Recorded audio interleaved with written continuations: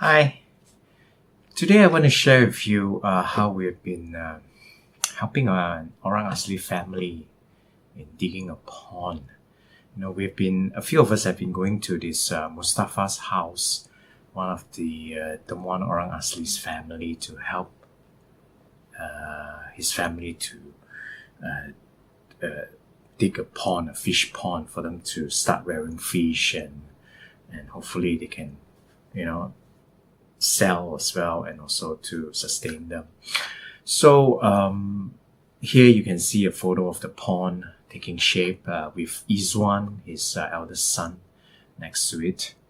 And we've been going there. We didn't help as much as we intend to, because after a few scoops of mud,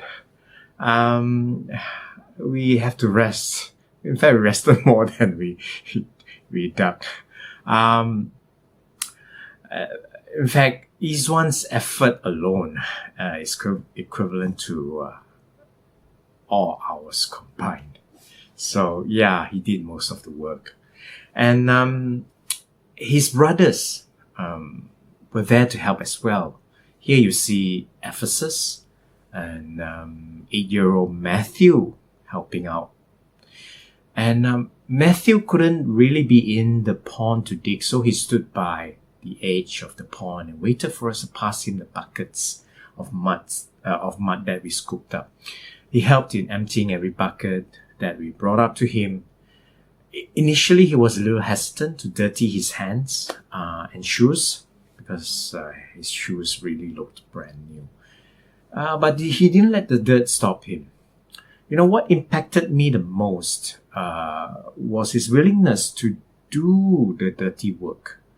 I asked him if he liked mud, and he said no.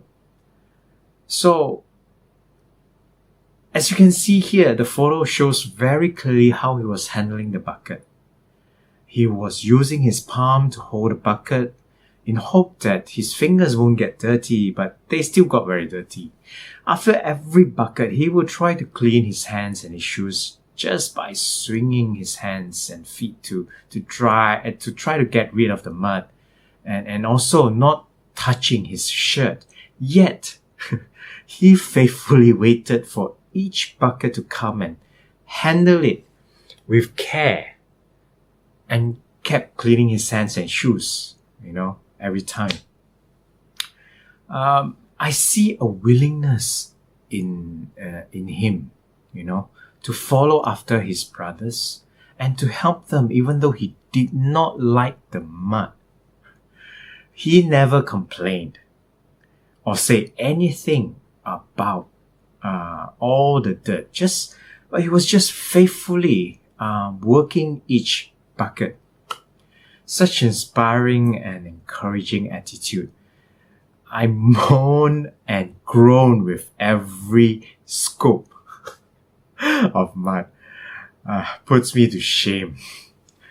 This 8-year-old Matthew is the best example of someone who is faithful to whatever work God calls us to do. Big or small, clean or dirty, easy or hard. We oftentimes pray and tell God, to use us, show us what He wants us to do. And when He does show us and places tasks before us that we dislike or are not good at, we start to have doubts. We don't think it is from God. We complain, we give excuses. So what was our prayer all about then? Are we to only do what we feel comfortable doing? Are we to only say yes when we think that the task fits us?